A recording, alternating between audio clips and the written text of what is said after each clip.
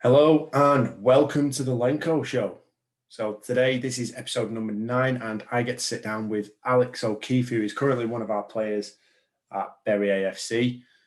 The reason I wanted to sit down with Al and chat with him is because I recently beat him on one of our Bury AFC Shaken Up show quizzes all about football, and just thought I'd take the opportunity to rub it in a little bit.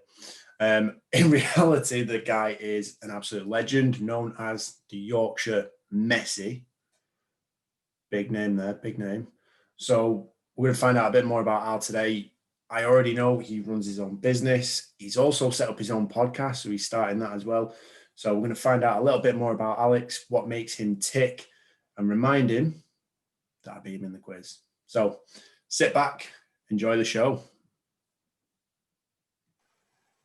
Al O'Keefe, welcome to the show, my man. I've just been reminding everybody that I did indeed beat you in the quiz on the Shaken Up show. So are you over that? Are you all right with that now? Oh, well, that's not starting on the correct foot, is it, Al? No, do you know what? I'm proud of our performance that day, for anyone that didn't listen. We were chucked up on a quiz out of the blue, and you copied a few of my questions and ended up being victorious. We did well. I'm living off my former glories, though, aren't I? Yeah. No, thanks for having me on, mate. It's a pleasure to join you this Sunday morning. No, mate, it's class. 8 a.m. I wasn't aware, first off, that you were running your own podcast, and I thought, shit, right, let's have a chat. And then, yeah. Well, I mean, your first guest was a pretty big one, wasn't it? Like, yeah, it was, yeah. Do you want to tell us a bit more about that? Yeah.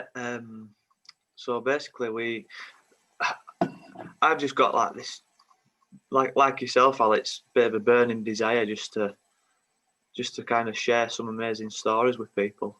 And so I just took to LinkedIn and started messaging a lot of people and come across this guy called Oscar Chalupsky. And he's like a former Olympic team captain for South Africa. I think it was in 1992. He got to meet Nelson Mandela. Did all the speeches and 12-time world champion in his sport, which were like paddling. Paddling, yeah. I'd never heard of it before, but it's quite a big sport in South Africa and Australia. Is that like kayaking, canoeing? Yeah, like kayaking basically. So he's 12-time world champion. He won his first title when he was 20 years old, and then his last title when he was 49. And he was beating 25-year-olds in that last race. The second place, he beat by 15 minutes, and he was 25 years old. So the guy is, I've never spoke to anyone quite like it. But a little twist to that story that he's now fighting an incurable cancer, and he's still got that pure champion mindset about it all. His goal now is to stay alive long enough for them to find a cure, and he's now raising money to help find a cure and help other people fighting in that battle as well. So just to hear that guy's story, it's even just listening to that one, it's been worth doing it just to listen to that guy speak. Just amazing story, mate, and unshakable mindset. That's what we're all about, isn't it, Al? Absolutely. That's what we're all about here. Where can people go to actually listen to your podcast? We will plug it again at the end, but where can people? Yeah, that's good, mate. Yeah. It's called the Self-Made Mind podcast, and you can catch it on Apple Podcasts and Spotify mainly. But yeah, any streaming platform it's available on. So yeah, go check it out after listening to every episode of the Lenko show, obviously. Definitely recommend it. I mean, like 49 years old, that's almost like Ronnie O'Sullivan. I mean, I know he's been at the top of his game for a very long time, but you know, he walks around the table, bends over and uses a cue. Like, surf ski is like seriously physically demanding, and to be able to churn that out of your body for that long, unbelievable. I mean, I don't want to cause any effect. How old are you, mate? I'm 28. So same age as me. Yeah. Now, I know at 28, my body is a little bit sore in places. Yeah. And a little bit broken somewhat. Like, I can't imagine, if we added 21 years to that. Yeah, exactly. And the big thing that he said, it was, you need to get smarter. Over the years, he got smarter. He didn't train harder, he trained smarter. He focused on his technique more than everything else. And that's why he said he was still winning races at 49 years old. He just got smarter than his opponents. And that's what he puts it down to. So there's a lot to learn from that, isn't there? Yeah. So in terms of your training, so I saw something the other day that was, well, we know that you've not had the easiest of starts to this season. You've had a few knocks, few injuries, possibly tempting yourself into retirement at the ripe age of 28. Yeah. What's going on there? So I'd probably say over the last 2 years, I've had it's a tough time. I do pride myself on being a positive person. I always have been from a young age. But you get that many setbacks, sometimes it gets on top of you. And that's what happened.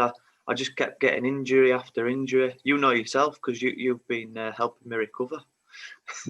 But I think my hamstring went, and then my groin, and then I come back after that groin injury, and it went again. And you just think, where's this going to end? Yeah. Is there a way out? But end of the day, you've got to just delve deep and just have that strong belief. And if you've still got the passion for what you do, you always find a way to get back and get back into shape and just get back on that positive mindset that you need to, get back into the game and just keep pushing forward. That's all you can do. I was going to say, because even with some of these knocks, some of these injuries, during the most recent lockdown, when we had our little 1 kilometre time trial sprint competition, if you like, within the team, you were top of the leaderboard, weren't you, lad? Yeah, I was, yeah. Time of 3 minutes 11? Yeah, 3 minutes 11. Beating the little Scouser Lewis Gilboy, which I thought was a hard feat. But he's quick. Yeah, well. He's quick. Yeah, he's quick. So, yeah, mate, like I said, I've just been so driven to get back fit and just get back in that team and just enjoy those moments again. That was just driving me. I can't stand, standing on sideline and watching your mates celebrating together without you. It's just, it's painful. I was going to say, so, because obviously, I mean, I've been injured before, but my injury was kind of a big catastrophic one, and it was very easy to see that, I wasn't going to be fit and playing for a while. But have you had sort of like minor niggles, minor strains, but the high frequency of them is just kind of what's added up and taken its toll? Yeah. There's not really been anything major. It's just always been bad enough to stop me playing. Yeah. So, but you've always been kind of on the cusp. Yeah. You feel like you can get back into the fold, get back playing. Yeah. Get back training. Yeah, exactly that. So what's the mindset around that like for you then? Like, what was it like at first when you after you got the first couple and you were thinking, right, let's go? So it's like anything in life. When you have a setback, you've just got to deal with it. You've just got to think, how can I speed up the process of recovery and you can't think that it's over. You can't. I mean, it's okay to think like that, but you've got to get past it. You can't let it be a permanent thing in your mind. You've got to get past that and think, right, how am I going to get better? What can I do? What daily goals can I set to get across the line, basically? And you've got to just be focused and driven, and that's what I've done. So is it almost that you accept, like, maybe not playing again or not getting back to full fitness again as just like a minor possibility, like maybe 1% of your 100? Yeah. Like, it's at least possible that you might not get back playing, and then from that point on, it's kind of right. Let's go for it and see where we go, and like the shackles are off, kind of thing. Yeah, that's exactly it. Yeah, I mean, what I've realised about myself now is I'll only stop playing when I physically can't play anymore. And even if I try and get fit and I don't get fit, then at least you've tried. And it comes down to another thing, like sometimes you can't control getting injured. What you can control is how you're going to get fit again, and what you do to get fit again. And that's a big thing in life as well. Focus on what you can control. That's all you can do. Don't worry about things that you can't control, because you just make yourself poorly if you focus on that stuff. And when you definitely do. Like, you end up stressing for no real reason, don't you? Exactly. Like, yeah. No real reason, but no productive purpose. Yeah. But what were the things that you were doing on a daily basis, on a regular basis, either physically or like, self-talk wise as well, just to kind of gear yourself up and get yourself in the right mindset? What were the things that you were going through on a daily basis?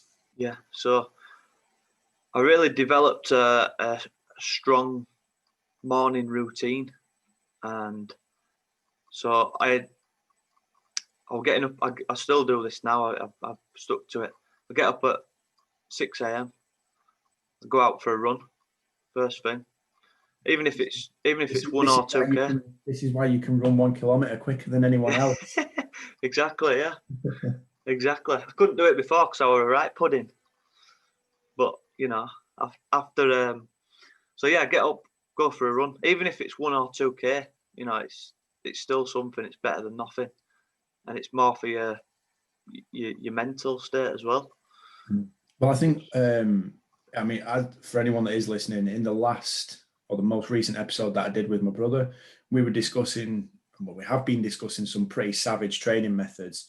Yeah. And we have genuinely stated that it isn't about what you do, but it's how you do it. So if you are only, we say, oh, I've only got 5 minutes, so I can't get an effective workout in. Yeah. Well, go and do something to maximal intensity, or a 1 kilometer run. Yeah. For 3 minutes, 4 minutes, 5 minutes, that'll sort you out. Like, you will be completely gassed. Yeah. Yeah. Won't you? So yeah, definitely. So get out, go for a run. Get out, go for a run. And then so what I did is I started getting up an hour earlier than I normally would, and within that hour I did physical exercise. So I went for a run. I'd come back and I'd have my earphones in and I'd be listening to some sort of self-development book or podcast. Or I always start my morning in that way, and I think it's really powerful. I'll also do about 5-10 minutes of meditation or yoga. And then I'll just prepare my nutrition and coffee and whatever else for the day. And that, my friend, is it's proved to be a very powerful routine. And to be fair, I got tips for this from a book that I read called The Miracle Morning. Ooh. I don't know if you've heard of this one. That's one I haven't actually heard of either. Right, here we go. Not only have I not read it, I've not heard of it. I've not heard anyone actually speak about it. Here we go, pal. Drop in the nuggets. Miracle Morning, right? That's going on the Christmas list. It's the author's Hal Elrod. Thank you very much, my man. That's good, mate. And to anyone listening as well, go get it. Yes, go get Go it. get it. Go get the book. Go learn. Yeah. Become learned and wise. Yes. So would you say that, doing that and going through that kind of difficulty is what you've used to then drive you to do what you're doing now? Obviously, we're doing the Self-Made Mind podcast and working around mentality and keeping yourself on that straight and narrow, and helping other people to do it as well. Yeah, exactly. So, go on. Sorry, mate. Yeah, go on. Carry on. I was going to say, for moments like yesterday, coming on and bagging let's call it the winning goal to take us 3-1 up, pretty much seal the game in the 83rd minute, it must be worth it, right? Oh, wow. Yeah. Wow. Do you know what? I couldn't sleep. I've not slept much last night because I've just been so buzzing from it. Absolutely buzzing. Still buzzing from that moment. I'm still I've got adrenaline rushing through my blood still this morning. I was going to say, have you actually been at bed or are you just still awake? I'm still awake, mate. I'm still awake, just running it back through my mind. Oh, man. I mean, what a moment. So, I don't know how closely any of the listeners will have followed our season so far, but what's your assessment of it to this point? The season so far, obviously, like life, it's been stop and start with this crazy virus. But yeah, it's very promising signs. I think there's such a great. It's just an amazing club to be a part of, and I think you'll vouch for that as well, Al. Just great lads. The fans are amazing. The management team. Even though we're only allowed 150 in, mate. Even though the scenes from yesterday, it sounds like there's 1,000 people in the stand, and there's 150 people in. So that just speaks volumes. But yeah, I think we just need to get that run of games now, and I think we'll be very hard to stop once we get going with that group of lads we've got, and just the camaraderie, the dressing room, and yeah, it's mint, loving it. Best moment of the season so far, what you reckon? Because there's been a few good ones, haven't there, really? Yeah. There really have been some good ones. Yeah. I know previously you said it was the Tom Greaves winner. Yeah. The first game where we scored about 3 goals in injury time. One of them wasn't allowed, but we won that game very late on. Does that moment get topped by your moment yesterday? I think it has. It's got to do from a personal point of view, yeah. Because, but from a team point of view, that one, the Greavesy late winner, for what it meant for the club and the first game and the first 3 points in the league, that's got to be there. But yeah, from a personal point of view, I visualised this moment yesterday for so long, and for it to actually come into fruition yesterday, I just can't explain the feeling. Gaffer texted me last night and he said, well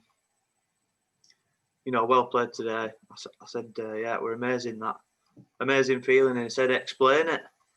And I said, I said, it's probably the best feeling in the world. I said, it's probably even better than sex, to be honest.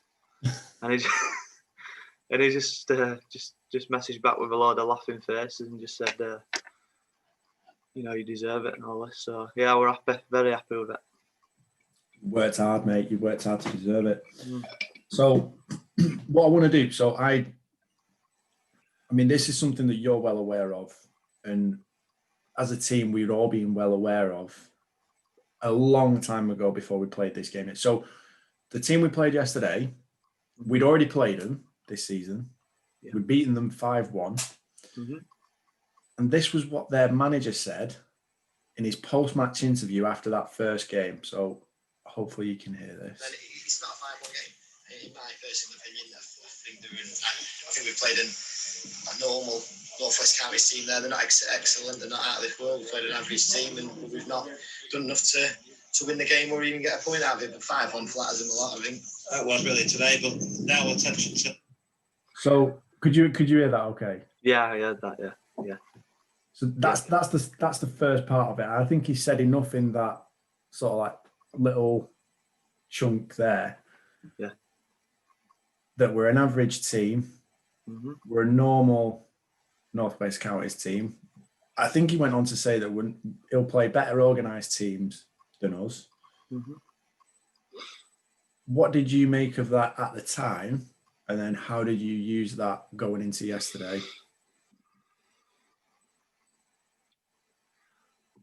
I think when you initially hear it, you think it's just a bit of an adrenaline charged comment, but what you can do is use that to your advantage and use it. And I think with that section of audio has been running through our minds for the last probably week or so, and you use moments like that to drive you and just make sure that you perform. You've got to use that as a driver. And I think, have you seen the Last Dance documentary? I have indeed. Yeah, Michael Jordan. That's a recommendation for everyone as well. Oh yeah, absolutely. I speak about it in my podcast all the time. It's just an insight into that guy's mind was just unbelievable. Anyway, I know that he uses moments like that from his opponents to make sure the next time they meet each other, they're not going to even have a chance to say anything like that again. And that's kind of the mindset that we took on yesterday, and we made it happen. We definitely, over the 90 minutes, we didn't come across as an average team. There might have been a couple of moments, but yeah, we certainly use that to our advantage anyway. I think I always look at this from a point of view of, we already want to perform, and there's already a fire. But any competition, any competitive scenario, there's already a fire burning there, and it's just a case of how much fuel do you want to chuck on it. Yeah. And that was essentially what his comments did. Yeah. In that initial outset, and they were never going to go away. Like, they were always going to be in there. Yeah. And something that we could use going into that game yesterday. Yeah. Yeah. And if you're going in with that kind of almost like a fight mentality or a warrior mentality, yeah, it is possible to squeeze an extra 1 or 2% out of yourself, go harder into a tackle, run a little bit further, put that bit more effort in. Yeah. Even if, I kind of felt a bit sorry for the guy, because he's had absolute pelters from everyone from saying that comment. But, regardless of the guy's personality, him as a person, I've got nothing against him. But, we can still use his words to, like you say, add fuel to the fire. So that's what we did. And, like I say, he come out and apologised, I think, yesterday in one of the interviews about it. But he's regretting saying that, because it's fueled us even more now. So I think from my point of view, so I've said this to Andy, the gaffer, numerous times, where I am not interested in it from everything that we had going on pre-season and the way that a lot of managers and a lot of teams behaved towards us, and what I watched them saying to the manager, like to his face, and then as like almost behind your back. Yeah. Or how you can completely flip it and be very two-faced and then come out with comments or just be an absolute dick during the match. Yeah. I said to Andy before, I'm like, I have no interest in shaking someone's hand or giving them a fist bump as a sign of respect because that's the kind of shit that happens. And if it's going to be just doing it for the sake of it, I am not interested whatsoever. But the manager yesterday, and what I will say is I genuinely found him a pretty nice guy and an absolutely sound bloke. Like, came over like fist bumps before the game. Yeah. And even during the game, he wasn't an arsehole towards us. He wasn't one of those that was saying anything untoward or anything to just get you riled up or after the game as well. Everything was pleasant. I mean, there's been a few occasions this season where words have been exchanged. Yeah. Numerous times I've had to pick Phil out of the dugout as well. So it is a little bit like that at this level, isn't it? But, if you can come out and kind of hold your hands up and, like you said in the initial outset, he probably just said it in the heat of the moment and feels a bit hard done by beating 5-1. But I think that's the point where you've got to control your mind, control what you say, and definitely never, ever, ever give any ammunition to the opposition because it will only ever weaken your position.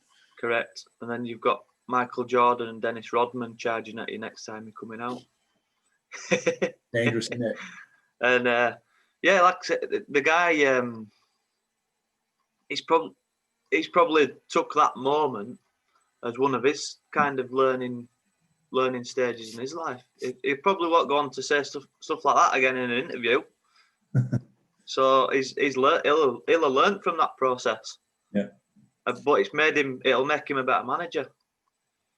So I think, in a way, his comments there are probably the kind of thing you would expect to say in the changing rooms. Yeah. Aren't they? Yeah. Like what goes on in the changing room is probably what we would normally tell ourselves. Like if you were thinking about doing some mindset work on yourself, that's where you'd look in the mirror, you'd look in that very kind of controlled, closed environment where nothing goes out of that.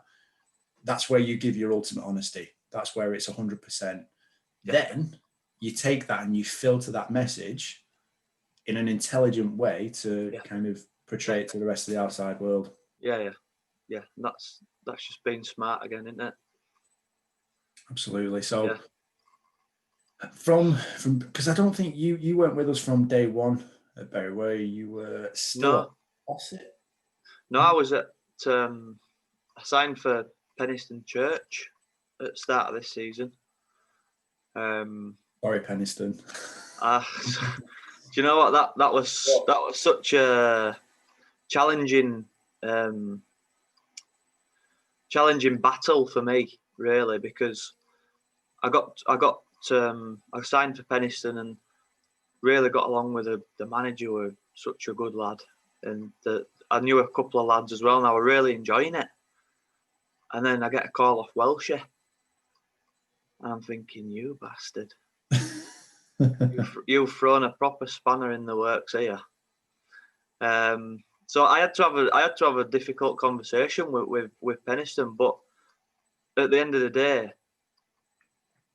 you've got to be selfish sometimes because football's a short-lived career, and you've got to take these opportunities when they arise. I think I'd have massively kicked myself if I didn't take it now, But it were actually funny story, really. I'd spoke with Welshie, and I didn't say yes straight away because I thought I pride myself on being quite loyal and giving my word to Penistone. So I went I'd gone for a curry with one of my friends like a week after, and I'd not even thought about saying yes yet. And I mentioned it to my mate. So I've got a call off Welshie from Bury. Wanted me to go down there. Just carried on cracking on with my chicken tikka masala. And he goes, "What did you say?" I said, "Oh yeah, Bury, just started, haven't they?" He goes, "Are you crackers? Are you off your head? Why are you not taking that opportunity?" And I'm like, because I'd not mentioned it to anyone. Do you know what I mean? Yeah. I'd not mentioned it to anyone, so I'd not got feedback off anyone. I just kept it to myself. And then he goes, "You've got to take this opportunity. This, you won't ever get a chance to play for a team like this again. So I actually got on phone to Welsh while I was still having curry. Said, right, I want to come down. And that's how that come about. Brilliant. So a bit of honesty and a curry with a mate. So like, there's a tip for anyone. If you've got a really difficult problem that you want solving, take one of your mates out for a curry. Yeah. Yeah, that's the answer to all your problems. So I think one of the things I do want to go about here is that difficult conversation that you had to have with Penniston, because obviously, like, we all make commitments in life to various things, and you know, sometimes other opportunities come up, sometimes things don't pan out the way we expected. How did you deal with that? How did you deal with that conversation? How did you go about it? Because obviously, you know, you got friends there, you knew the guy quite well, and you know, I assume you wanted to end it on respectful terms and not just kind of walk away and kind of close the doors to yourself. Yeah. So how did you go about that? Of course you do, mate. Yeah, I think with anything in life, Al, you need to just. I think if you're just 100% transparent and honest with whatever you're doing, I don't think you can go wrong. And I coming from a genuine place where I said, look, I really appreciate the time I've spent with you here, even though it's been only 2 or 3 months. That's all. I did pre-season with them, and I'd formed a bond, and I just said, look, this opportunity's come up. I'm struggling to, put it out of my mind. And I think you've always got to just be honest, and good people will respect honesty, and the door will always be left open. And it was, and it is. And we left on good terms, and he said, I wish you all the best in whatever you're doing. The door's open if it doesn't work out for you. So, anyone that's got a challenging conversation that they need to have, just be honest. Just be honest. That's all you can do. You can't go far wrong, can you? No. And a little saying I've heard someone say is, if you always tell the truth, you never have to remember what you've said. And, I live by that. And there's nothing to hide then either, is there? Exactly, yeah. You're not lying. So you don't have to remember what you said, because it's just the honest truth. Just tell the truth. Just tell the truth, mate. Get it done. That's all you got to do.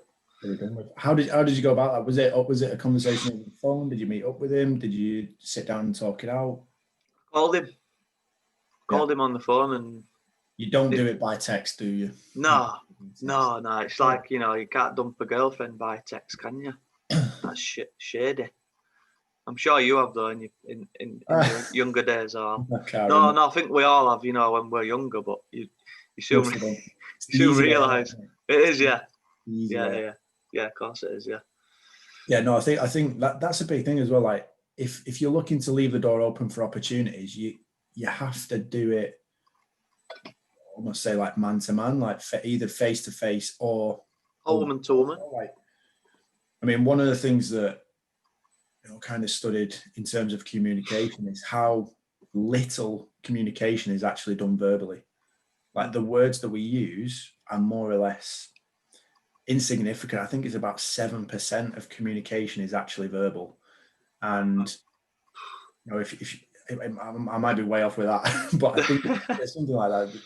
And, well, even more so nowadays, Al, with social media and. Well, this is where messages get lost as well, though, isn't it? Like, yeah, it is. How much communication is actually done through body language, tonality, the pace that you speak at, things like that. So, if you want to maintain those relationships through, essentially delivering a negative message, because I assume obviously the manager had plans to have you in the squad, part of the team, and probably a bit of a linchpin in the team to build around, and you've gone, I'm going. I've got to be somewhere else now.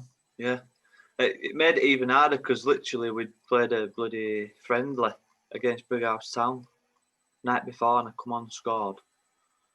So that made it even harder, because you did it. Come on and scored, and you experience that feeling again, and you're there with all your teammates, and everyone's cheering. That just made it even harder. But did you know at that point that you were going? Yeah. And no one else on the team knew? No. No. Well, at least you signed off on a good note. Yeah, it's right. And I still speak to the manager now. Still speak to him. He's become one of my friends. He played for were professional for Blackburn when they were in Premier League. They were actually in the squad that won the Premier League title with Alan Shearer when he played for Blackburn. So he used to be a really good player, and he's still fit as a fiddle now. He was running past everyone in pre-season. But I'm sure Welsh is still a good player. He still turns it on, doesn't he? When we do the You've seen him in training, mate. He's still got a bit as the old Scottish wizard. That's what I wanted to ask you next. So, your nickname, if you like, the Yorkshire Messi, where does that come from? I mean, I know you're a good player. Where does that come from, the Yorkshire Messi? When did that start? Mate, honestly, I do not know. You are a little bit like that. Actually, you're quite sort of like, I don't want to insult you, but you're quite short in terms of like low center of gravity. Yeah. Quick. Yeah. But it's weird. I don't know what I get when I played for Ossie. The fans there nicknamed me Aguero. Alguero, they were calling me. Is that because of the bleach blonde hair? But I think it's something to do with the hair, because Messi had the hair as well, and to be even compared to these guys is just unbelievable. I've got a bit of catching up to do with them. but yeah, I didn't ask for these names, but it is nice to be. Not compared, but just a bit of a laugh, really, I think, innit? Yeah, give you something to live up to as well. Surely it must do. You must think, do you know what? I am the Yorkshire Messi. Yeah, it does. It does in a funny way. It does, yeah. And I've got to start scoring goals, and I've got underway with that yesterday. So I'm on the right path. Getting you back fit and firing. That's what it is. Yeah. Got to get you playing. So, through obviously the first few months of the season, who've been the standout characters in the team for you, and why? Okay. We've got some big personalities in that dressing room, haven't we? There is some big personalities, yeah. There is. There's one I come to straight away. He's got to be the skipper, Scotty Metcalf. I know he's played at quite a high level previously, and you can tell he's just a natural baller. Yeah. You've seen himself how he'll, like yesterday, for instance, he plays left back now, but he just nips it through people's legs for fun. He just takes piss out of them. He loves them eggs, doesn't he? Loves them eggs. Absolutely loves them eggs. But yeah, I really formed a close connection with Scotty, and just love him. Just the energy, when we see each other. Oh, mate, how are you doing? That's what it's been like with quite a few at lads now. We've got big Tony Whitehead, who's from Ireland, who's just a lovely character. Who else we've got? Adam McWilliam, Scottish, probably one of the nicest blokes I've ever met. But there's loads. Loads of them. Adam McWilliam is the guy who he would give, if no one had transport, he would give everyone in the team a lift home. It would. Yeah. Yeah. I'll come back and get you. You chill out. Yeah, it would. Yeah, it'd give his left bollock for you if you needed it, I think. But yeah, and obviously I've known Greavesy and Chippy from before, and it's been nice to get closer to them lads as well. We've got a good car school. We've got me, Greavesy, Chippy, Ed Wilczynski, the barber, keeper, and Joe Stanley. So yeah, that's been a nice little bonding as well with the car school. Quite a strong Yorkshire contingent, haven't we? Yeah, we have. Yeah, it's sort of a nucleus of the team, really, isn't it? The Yorkshire. I will say, like one of my first, I'd say my first 2 memories of Scotty. Right, you'll like this. Yeah. Number 1 was the very, very first day. The very, very first day where we were pretty much playing an 11-side match. There were about 40 players turned up. And Scotty was at left back. And we had, I think there was a very, very young referee. I think he must have been like 16, 17 years old or something like that. Mm. And anyway, he made a bit of a poor decision. And Scotty absolutely launched him. He gave him an absolute mouthful. And I thought, probably a bit much that. Not really needed.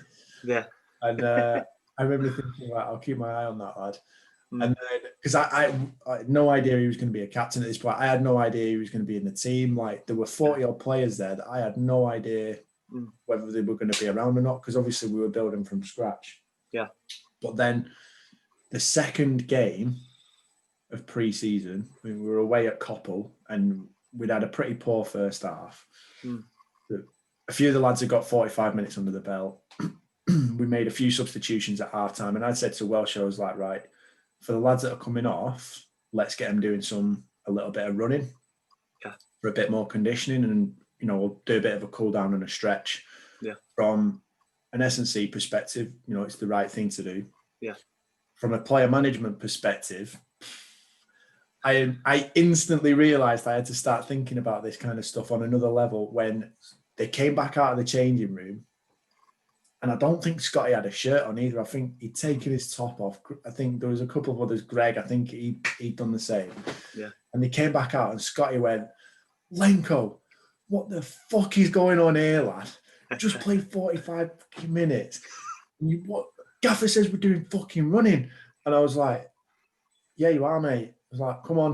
And he went, and he was like proper giving it to me. And I thought, right, okay, I need to think about how we're communicating this message on another level next time. And I was like, right, it's Scotty, nice yeah. He's just got that proper like Mancunian grit to him, hasn't he? Yeah, he does. That accent on him. But yeah, I think we've all kind of come round to the idea of whatever you do for us now, Al, it's for a good cause. So I think you've just got to accept that, haven't you? Yeah, well, it doesn't stop you shouting at me, does it? No. Like that's the one thing that you can say about, like, he does it. He does the work. Yeah. He might give you a bit of verbal, but he's done a couple of other things in pre-season. I'm not sure I can mention on this podcast. It would be very explicit, I reckon. But yeah. What a leader! What a captain! He is. He's a true leader, and I've had a chat with other people about this, but the best leaders in life lead with love, and he is one person that will come and put his arm around you, and ask how you're doing and what you've been up to, blah blah blah. But that's just a great example of a good leader, someone leading with love, someone like your Klopp is, and just really personable sort of relationship with, and that's you would literally run through a brick wall for someone like that. Yeah. Well, you feel like with Scotty, he would stand with you in a fight, wouldn't he? He would stand. Oh yeah. It'd be at front. Well, we'd be the ones holding him back. Yeah. I was going to say, yeah. What is it you think that makes him such a good leader? But like you say, if you lead with that kind of passion, kind of love for your teammates, then that's it. You just want to follow, don't you? Yeah, you want to follow. You can't go wrong with that. You just want to be part of it. So, on a personal note, Welsh is similar as well. Just say that while we're there, he's another one who you want to play for. You want to play for him, and he'll ring you up after training or after a game. Unsociable times at at some moments, but you know, I'm sure he does the same with you. But you like that personal touch, don't you? You feel when you feel as if someone genuinely cares about you and wants you to do the best you can, then you know you react well to that.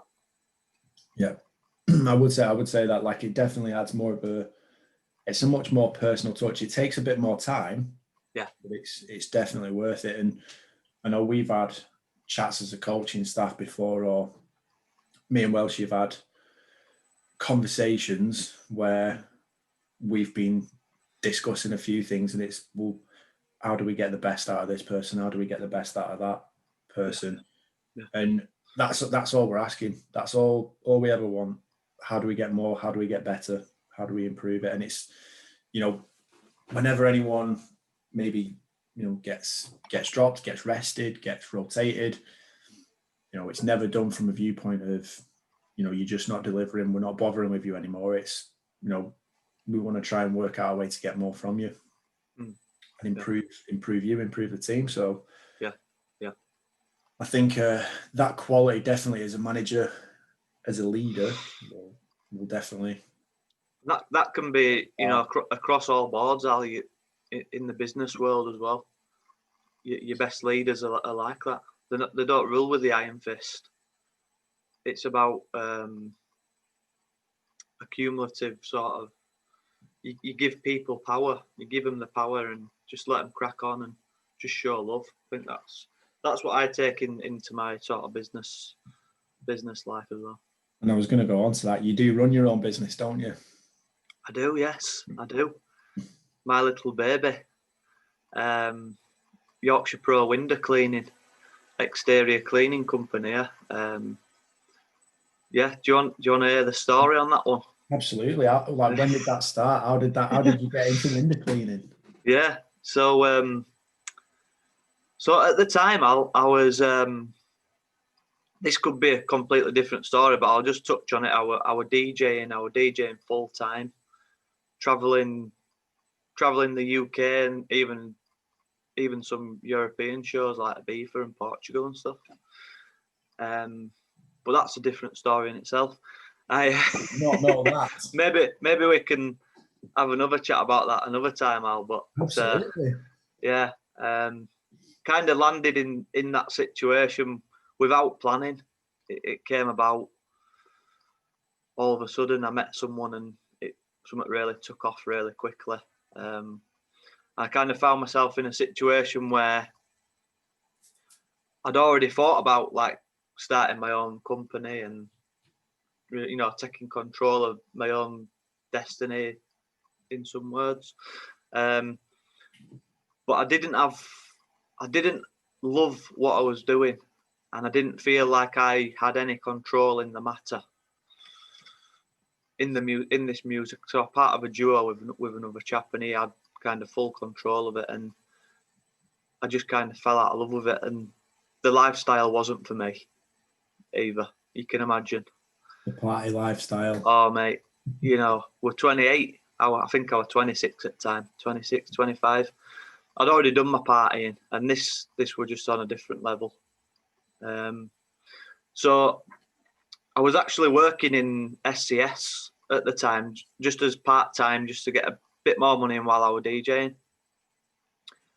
And it was there while it were in the warehouse, and such a depressing sort of atmosphere. You know, there's people that have worked in this warehouse all their life, and, you know, pardon the pun, they've become part of the furniture. They'd become a couch. They'd become a couch themselves. And just being in that sort of environment pushed me even further to think, right, I need to make a stand here and, you know, create my own thing. And while I was pushing these couches around this warehouse, I was listening to audiobooks. And the audiobook was, I wanted to start a simple business that I could scale up, that I could then bring my brother and my dad in with me as well. And window cleaning just kind of stuck out to me. I think whenever you're starting a business, you've got to think you've got to be a problem solver. If you can solve people's problems, then you're going to have a good business. And one thing that stuck out for me was people always complained about the window cleaner.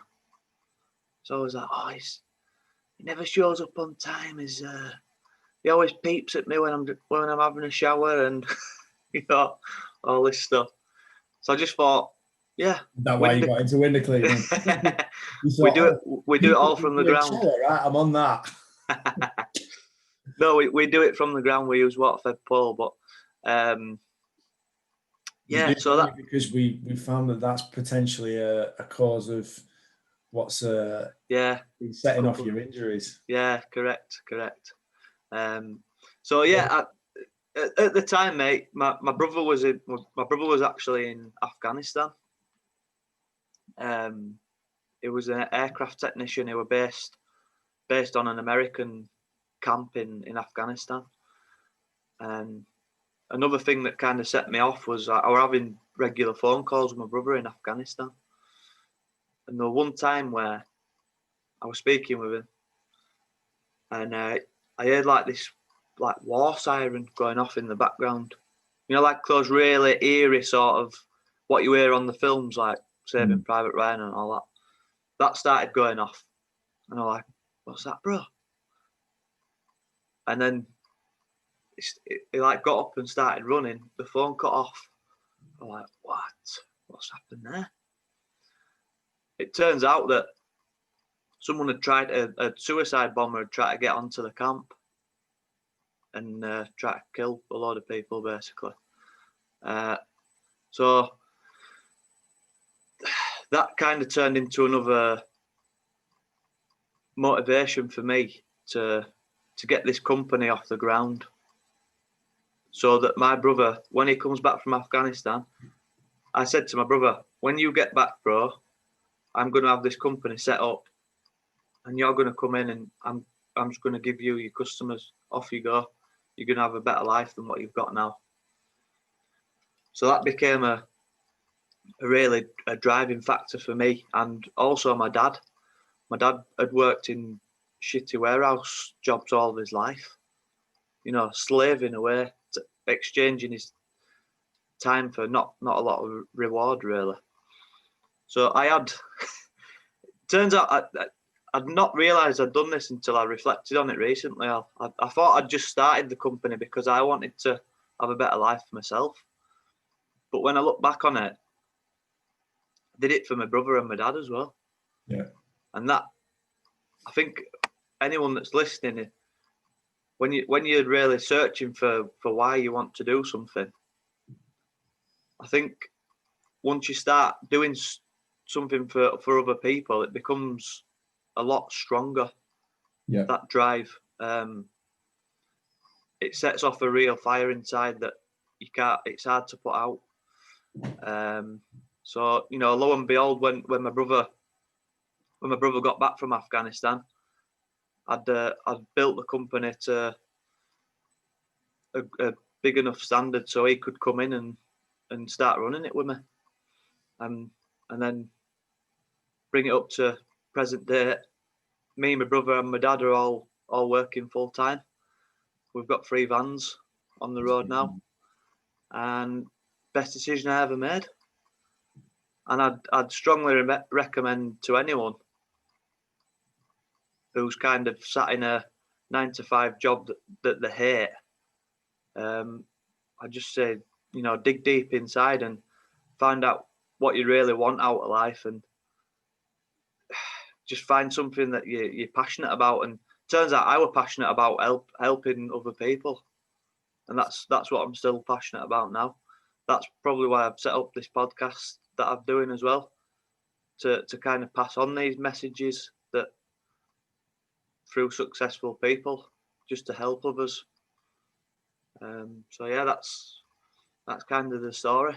That's brilliant. I mean, I think me and you were I personally think we're very much on the same track, and obviously that's why I got you on here to share your message of success. And I think what you said there is absolutely huge, obviously, about setting up the company, not just for yourself to make money and have a good life and change from what you were doing before, but to be part of it with your dad and your brother, and to give them sort of another opportunity, another shot at, doing something that they're going to enjoy, and obviously working together on something that's kind of, it's a project for the three of you, isn't it? And I think that's something, like, whenever I'm doing goal setting with people, that's a fundamental factor of, if you can visualize your own success helping other people around you that you well and truly care about, like whether it's family, very close friends, if you can imagine your own success being a big part of their lives and helping them improve,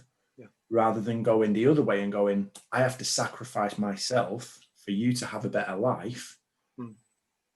It's almost like, well, I use this analogy a lot, but obviously when you're on an aircraft, if there's a shortage of oxygen, whose mask do you put on first? Do you put on your own, or do you put on the person next to you?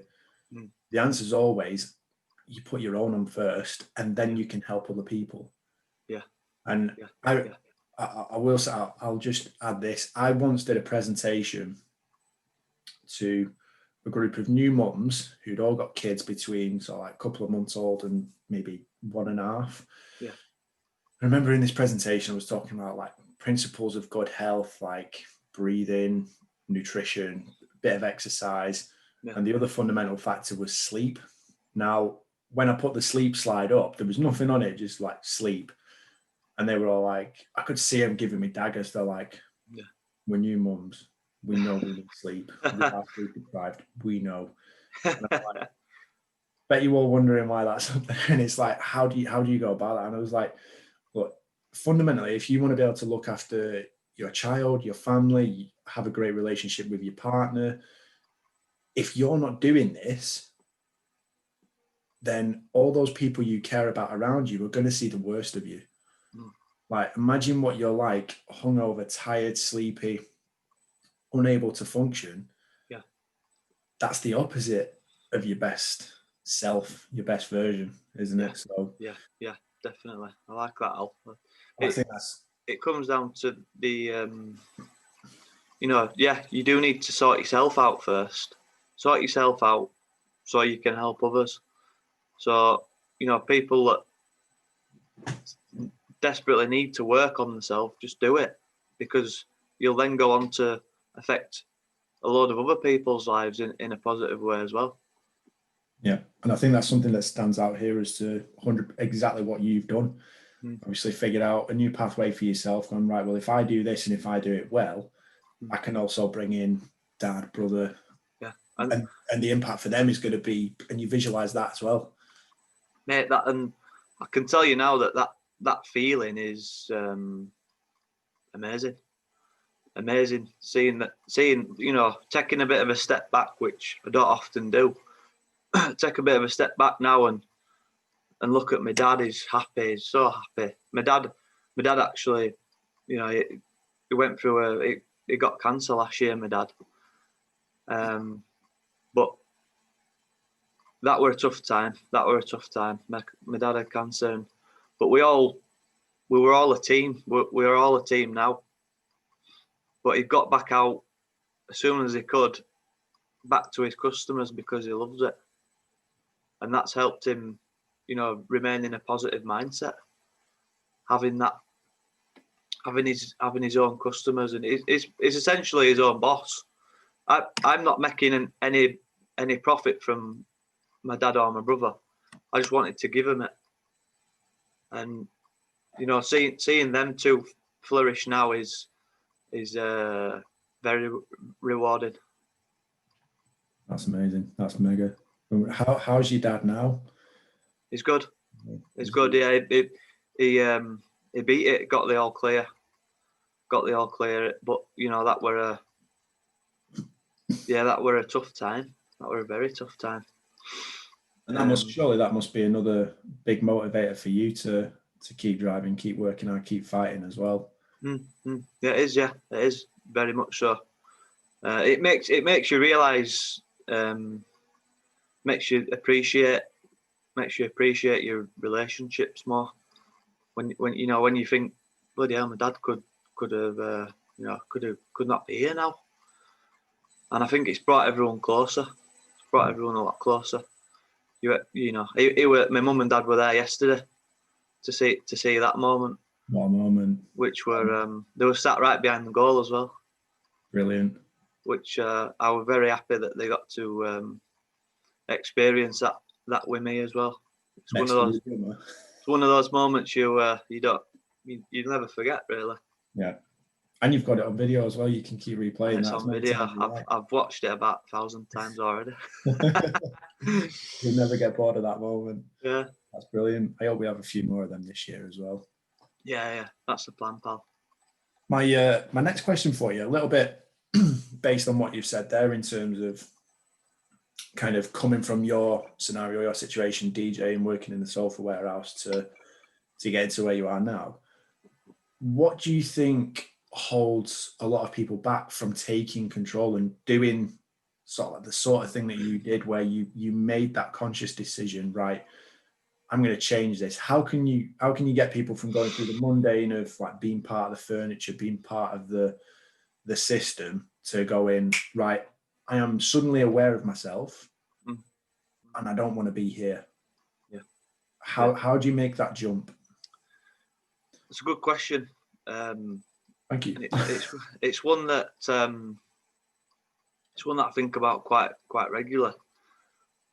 I do put some of this down to the education system. I think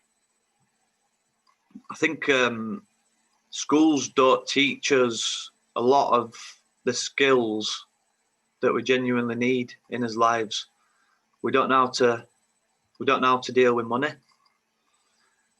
We don't really get taught anything about health and nutrition at school. So you've got to go on a bit of a self-discovery path. And you can do that through listening by educating. You need to educate yourself, basically. You need to educate yourself. And you can do that through listening to genuine stories of people who have been there and done it. It comes back down to...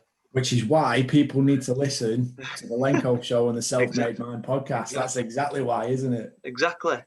I think personally, I've always known that I was going to do something good with my life, but it comes down to I never had the education.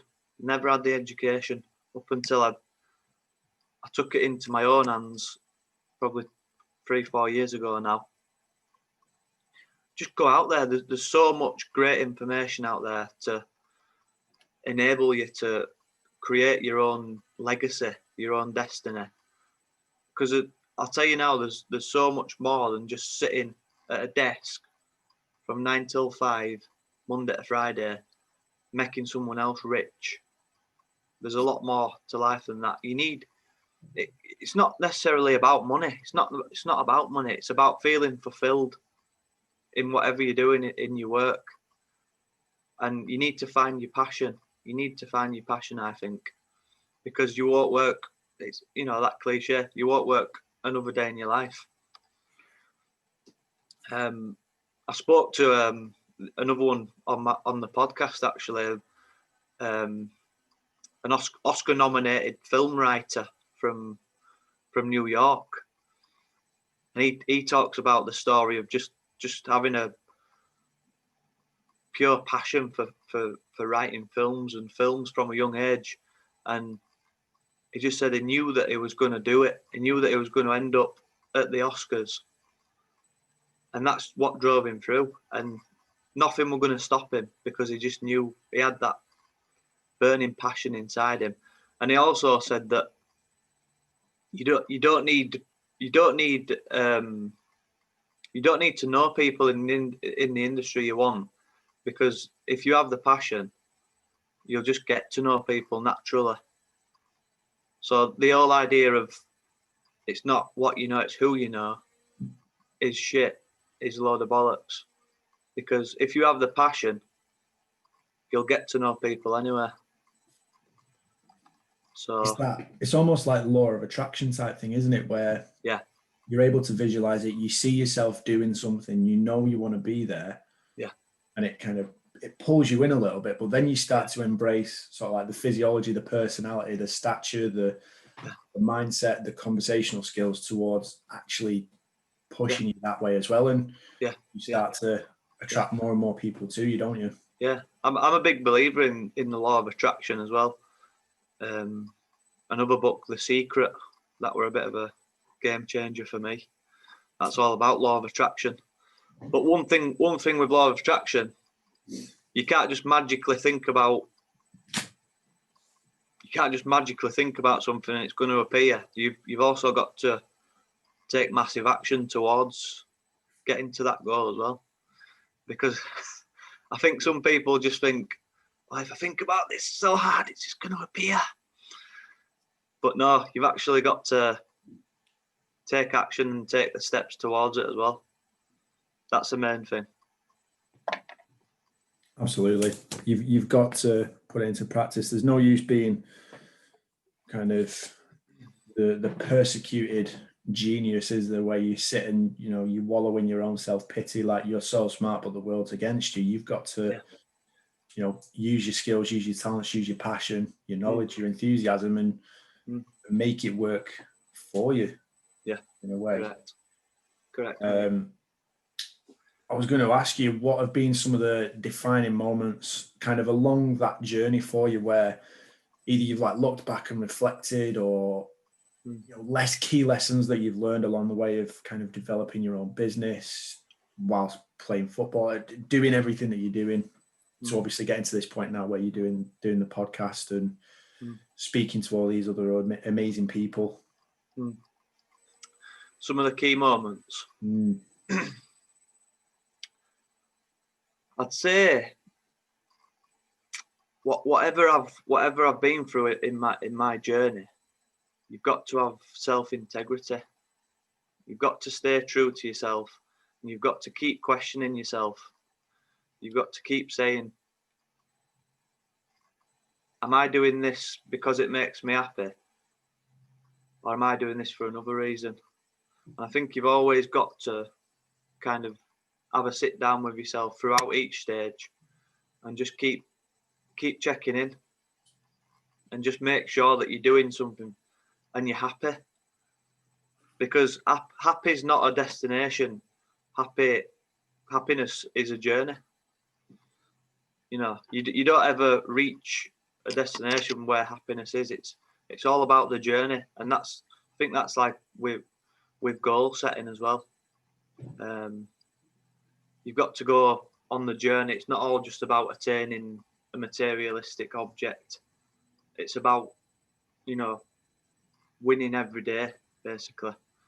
So, in terms of stages, I think it's, like I say, it's just a continuous journey of just learning and learning through each experience. Through every experience, you can take a lesson, and that's what I've done.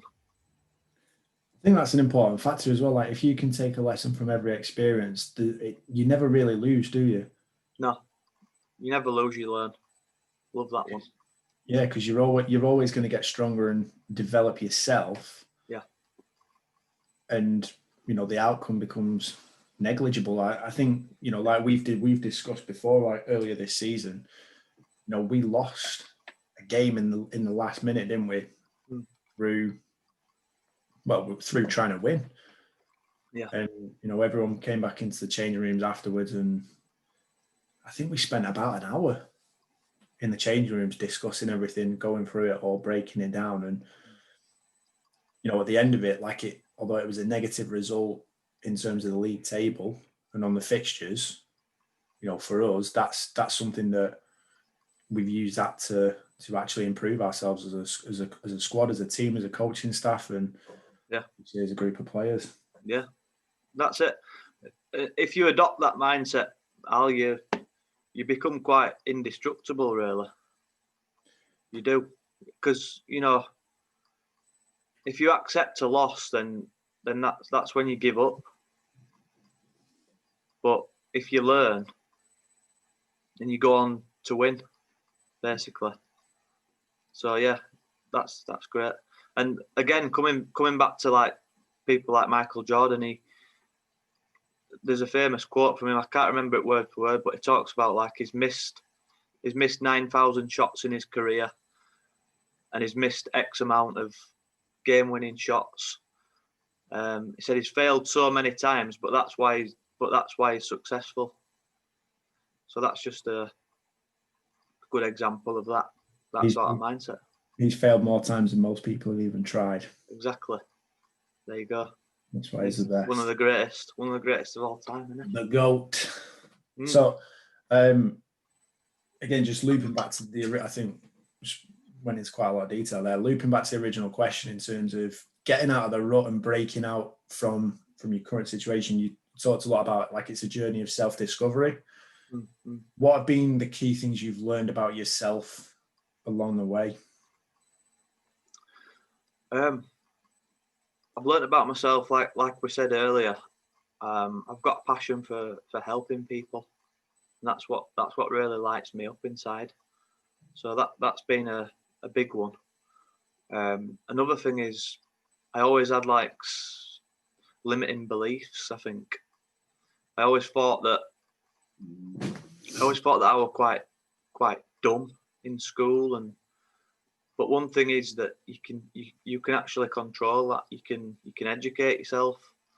I always thought that I was dumb and I was never going to end up having a business but you've got to get rid of these limiting beliefs in your own mind. You can change it. Just if you can physically change or take steps to change something, you can do it. It doesn't matter what it is. Don't allow limiting beliefs to kind of stop you from progressing in life. That's one big thing I've realised. That's huge. That's huge. Get out of your own way. Absolutely. Realise your potential. Yeah. And in terms of helping you realise your potential, you've mentioned a couple of really good books there as well. I love reading, listening to stuff. What have been your standouts? What are the main books or main audio books, main lessons you've learned along the way? So the first one, like I said, was The Secret. That was the first kind of self-development book I ever read, and I was introduced to that from like a bit of a world famous DJ who we were in with at the time. We went and met him for a. Can you drop any names? Well, he's called James Barlow from Salado. If you've heard of them. I'm not big on DJ scene. Yeah, they've been in quite high up in UK charts and stuff recently, but we were actually signed to their label when they first started and stuff. We went and met them for some food in Manchester, Kettlebell Kitchen. Have you heard that before? Okay, I have, yeah. Yeah, it's vivid memory in my mind. We met him there and we're talking about playing at some of the parties and stuff, and he had this book with him. So what? Said, you don't read. What are you reading? He goes, this will change your life, mate. It's called The Secret. So obviously you're interested, aren't you? You know, you think these guys are absolutely killing it, and if he's reading that book and it's resulting in these sort of, results, I'm interested. And that's when it really kicked it off for me. So The Secret, like you said, it's all about law of attraction and attracting things. But it can work against you in a negative way. But it's really starting to, it's about taking control of your own sort of mind, really. And that's when I, realised that it's possible. Another one is by a chap called Robert Kiyosaki, called Rich Dad Poor Dad. Yeah. That's more from a financial sort of standpoint, but also mindset as well. That's all about not exchanging your time for money. What else is it? just more based on finance, but that were a game changer for me. That were a game changer. He had like 2 dads. One of them worked for the government and always, just an employee, and the other one were an entrepreneur. And it's about the different sort of mindsets, what he learned from each one of them. So that were a big one. Miracle Morning, like we've already said, that's been a game changer. There's so many, mate. I've listened to so many. I'm listening to one at the minute. Yeah, I'm listening to one at the minute called Moonwalking with Einstein. Oh, that sounds delightful. There's because, like I say, coming back to that like limiting belief thing, I've always thought I've got such a shit memory, such a poor memory. I can't remember what I had for tea yesterday. But again, it's a thing you can actually work on and improve. You can actually teach yourself how to have a better memory through different techniques and all sorts. So that's what that book's all about.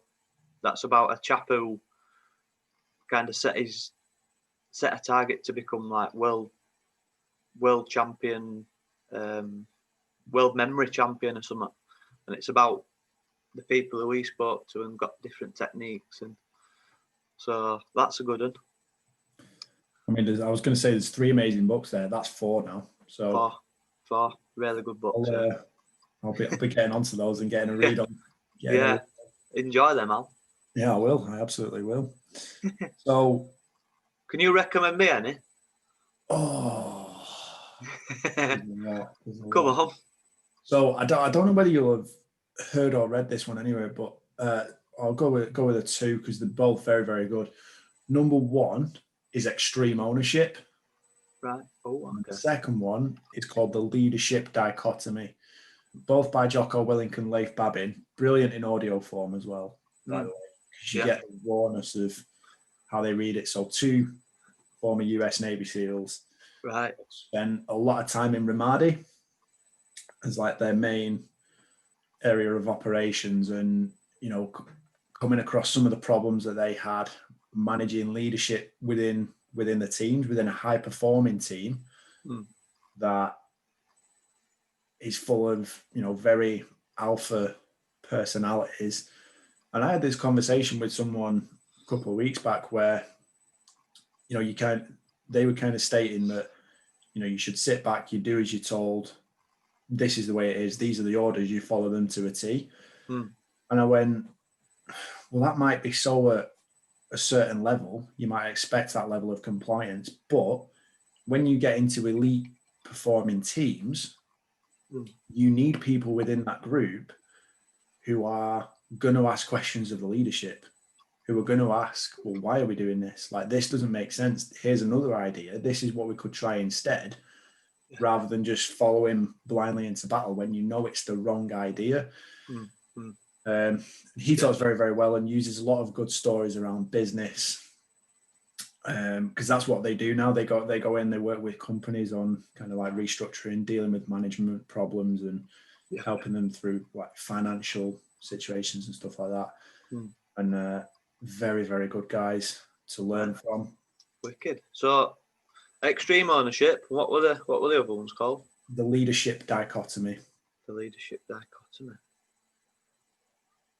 So they're both really, really good. Yeah. I would suggest another one, which is actually quite a short one, by a guy called, I think it was Joshua Medcalf, and it's called Chop Wood, Carry Water. Carry Water. Right. And that's a really nice little story about essentially 2 brothers, both have a dream of becoming like a samurai archer. And one of the brothers gets paralyzed in a car crash. Right. And the brother who's still physically able is told by his brother that, he's the one who now has to go and live their dream and live their passion on behalf of both of them. So he goes away to Japan to start learning the ways of the samurai, to become a samurai archer. And this is essentially, you'll see this in what we do at Bury, where the main thing isn't about shooting the bow. It's not about the bow and arrow. Like, that's a part of it. But before that, there's their philosophy that is underpinned by everything is we chop wood, we carry water. And he asked the question, he's like, well, how do I hit that target in that bullseye from this distance? And the response is you chop wood, carry water every day. That's what we do. Yeah. Well, I've broken my arm. I can't shoot. What do I do? Chop wood, carry water. And you do the basics. You do the things to keep the camp going, to make society function, to make yourself function. Yeah. And then eventually that's where you're at. Yeah. I like that one. So I like that one. Yeah, I like the sound of that. I think that comes down to like the daily sort of habits again, I think, innit? And like delayed gratification almost. Yeah. Brilliant. I don't think you can get beyond that. Like, I think everyone kind of defines success as being so big, unattainable, unachievable, but that's because you're looking at like the bigger picture. Yeah. Like you said previously, one of the things that's kept you going, especially through difficult times through your injury and everything else that's going on, is having those daily habits, daily rituals. And, I think every successful person I know of, every successful person that I've studied, read about, spoken to, like yourself, thanks, Al. they've all got daily practices, daily rituals, daily habits. Yeah. That's like I say, yeah. With success leaves clues, doesn't it? Yeah. And everyone, like I say, every person I've spoke to, they all have daily habits, and so just take that into your own lives. Yeah. Create your own. That's create your own. Carry water, isn't it? Yeah. That's what it is. So chop wood, carry water. Yeah. Anyway, mate, before you go, I just want to remind everybody again, please, where they can go and listen to your where they must go where and they listen must to your podcast. Yeah. So yeah, the Self-Made Mind podcast. You can just type that in on Instagram and Facebook as well. But yeah, it's live on Spotify, Apple Podcasts. So if you can subscribe on Apple Podcasts and leave a review if you enjoy it, that'd be amazing. And I'll be doing the same for you, Big Al. Outstanding. More lad.